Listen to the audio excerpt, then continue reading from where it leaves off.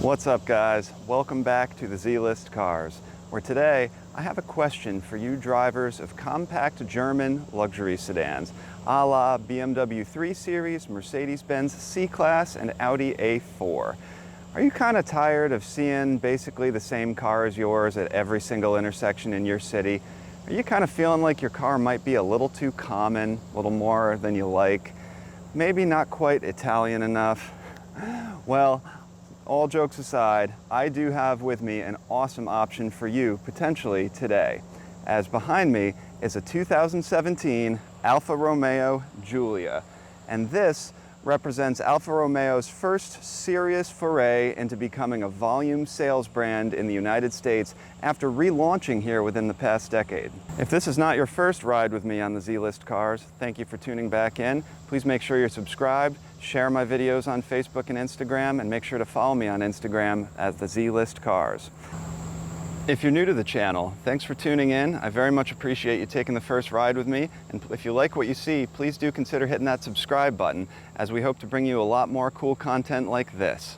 I've borrowed this Giulia from Hi Line AutoHaus, a unique luxury car dealership in Charlotte, North Carolina that specializes primarily in high-end luxury brand vehicles that are one-owner, low-mileage, off-lease examples that are very clean, well-serviced, and available for excellent prices. So today I'm going to review the Giulia. We're going to take a walk around the exterior, talk about the style a little bit, talk about the interior technology, talk a little bit about some of the optional equipment and what makes this particular one special. Then we're going to get it out on the road and take it for a drive. But first, before we get into that, I want to talk a little bit about Alfa Romeo as a brand, what makes them special, and their history.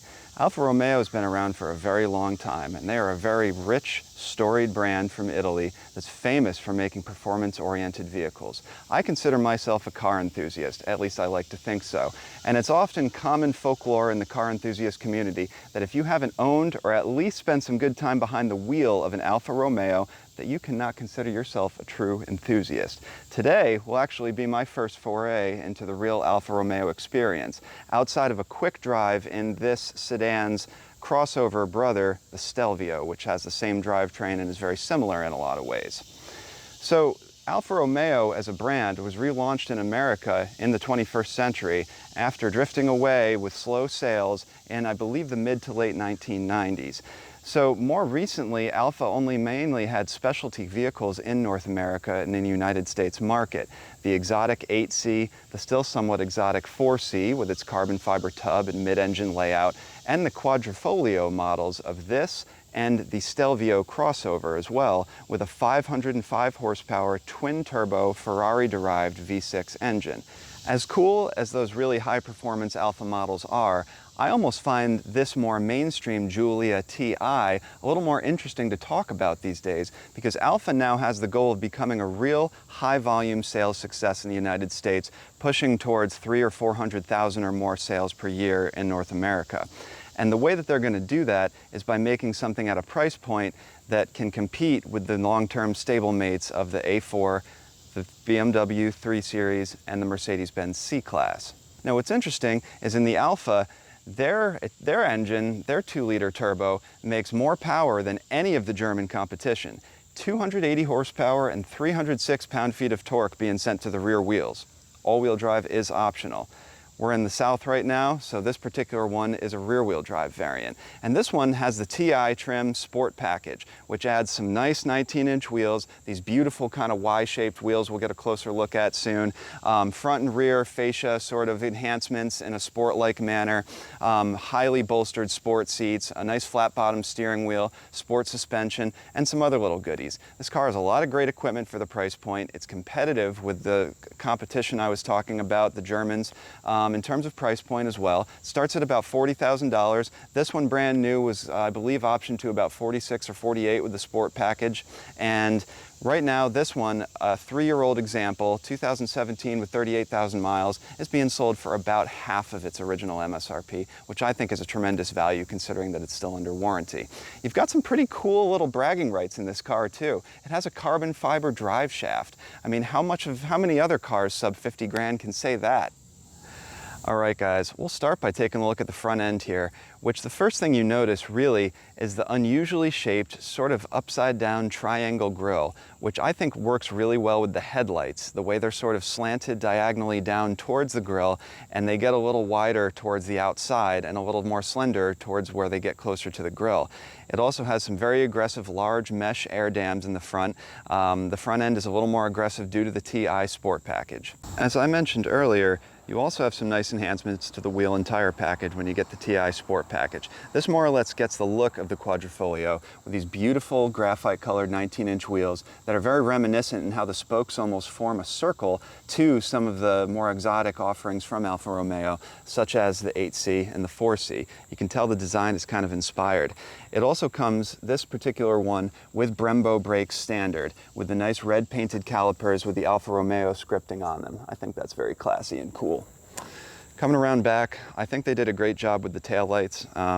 You know, in a way, the taillights, when you look at them close, this may not be the greatest light here, but they almost remind me of something like a Kia Optima, but the car itself does not remind me of a Kia. I think this is a well-proportioned, graceful-looking body of a car, and you know, I wouldn't have been able to tell you ahead of time what I think an Alfa Romeo modern sports sedan should look like, but let's say my opinion is that this does not look wrong.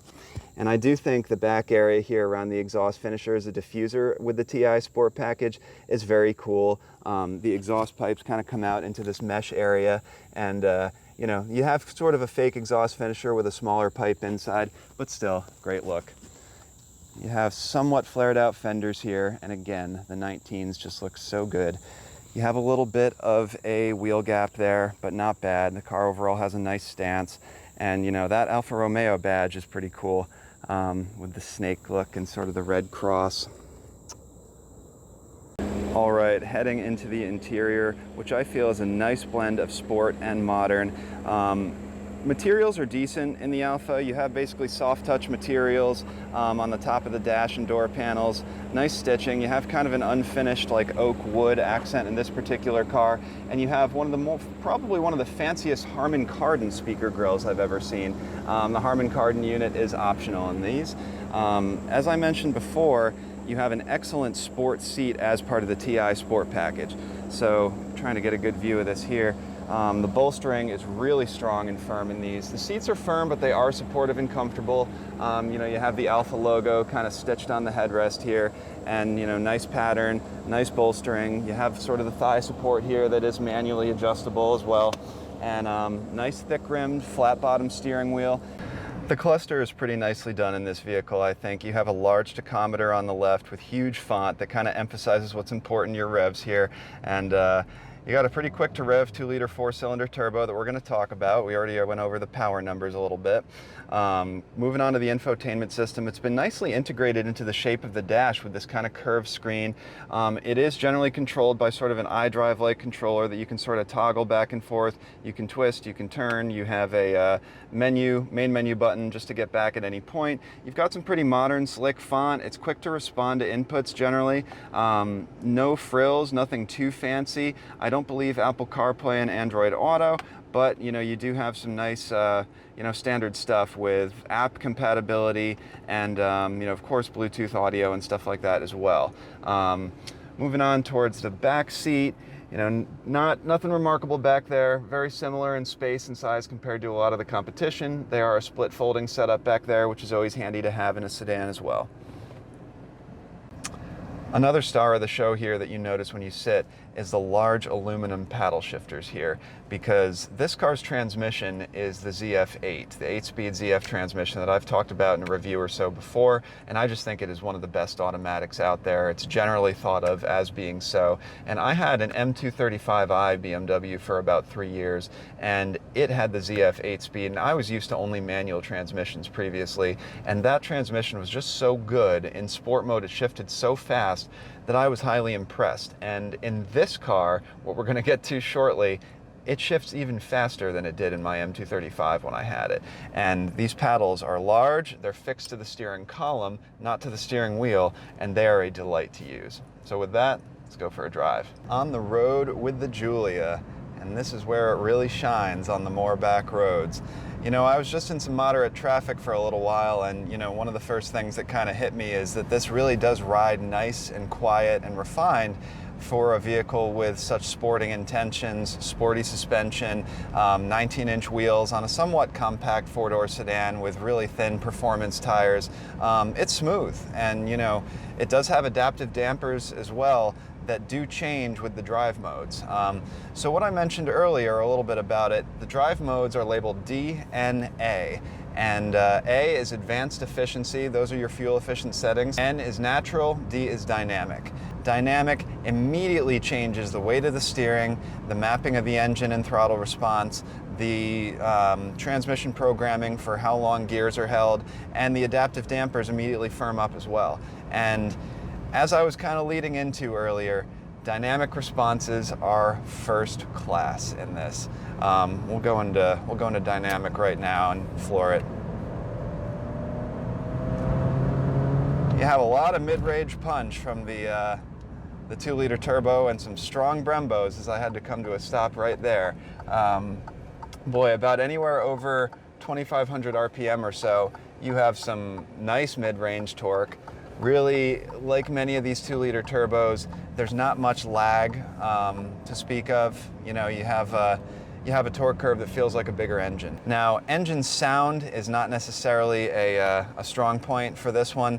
You know, I've never driven a Quadrifoglio, but those are renowned for the noises that come out of the 2.9-liter twin turbocharged Ferrari-built V6 with 505 horsepower, which blew away the F80 M3 in terms of power levels. Maybe not the overall experience, but let's get on it and use the paddles a little here. Oh, the paddles in this car fixed to the column are just sublime compared to most cars. I usually like them on the steering wheel, but they're so big on this that even if you have the wheel cocked at a serious angle and you want to shift, you don't miss them. They're easily accessible, they're weighted beautifully, they're genuine aluminum, and you know, it just feels very premium, which you want in a car like this. Punching it at 3,500.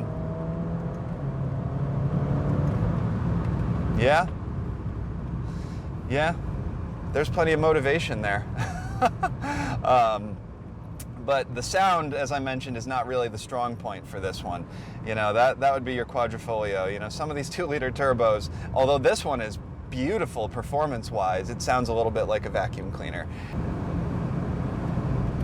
As you start to tackle the twisty roads in this car, which I'm kind of entering right now, oh yeah, you immediately start to realize why Alfas have the reputation that they do, and this does not let down even with electric power steering. You know, the steering is so fast in this that I'd imagine there's a lot of little corrections on the highway. I haven't really done a lot of like high-speed interstate time in this car, but my goodness, you know, I'm going around a corner right now and jeez. You know, very little wheel movement results in some quick changing of direction, and the effort is just about perfectly weighted. The responses are fast, and it really just feels like first class going through corners. That combined with the handling, you know, the fast steering, the quick turn in, the super planted feel, you have nice sticky tires, you have adaptive dampers, you have Brembos all around, and performance-wise, I think this is just class leading. You know, BMW's always been known for the performance end, Mercedes has always been known for the luxury end, and they both come towards the middle in this class a little bit. And Audi is a little bit of a blend of both, but none of them these days quite match what this Alfa can do on a back road. I mean, the Alfa, long-term durability-wise and fuel economy-wise, maybe cargo space, it doesn't win in every category. But if you're shopping for a compact luxury brand car with performance credentials, or at least, you know, performance goals in mind, you have to look at the Giulia. Here we go. Oh, just about redlining a couple of the gears. That is some good fun. And I'm going through a hairpin corner here, getting back up to about 4,000 RPM. This thing is just a first-class, I'll say world-class experience, especially for this classic car and this price point on a back road. I mean, I live here in North Carolina and I'm on some kind of rural country roads right now, but if you took this out to the Blue Ridge Parkway, I mean, that is just an absolute recipe for fun. You can't not have a huge smile on your face after driving one of these. So once again, I think if you are shopping for a compact four-door with some good luxury tech, good levels of equipment, and you want the you want the levels of handling and performance that are going to be track-worthy, I think you got to do a Giulia. And that is the 2017 Alfa Romeo Giulia TI. Thanks again, guys, for tuning in. If you like what you see, please do consider hitting that subscribe button, as I'd love to have you back for some future adventures. Don't forget to follow me on Instagram @thezlistcars, and I'll see you next time.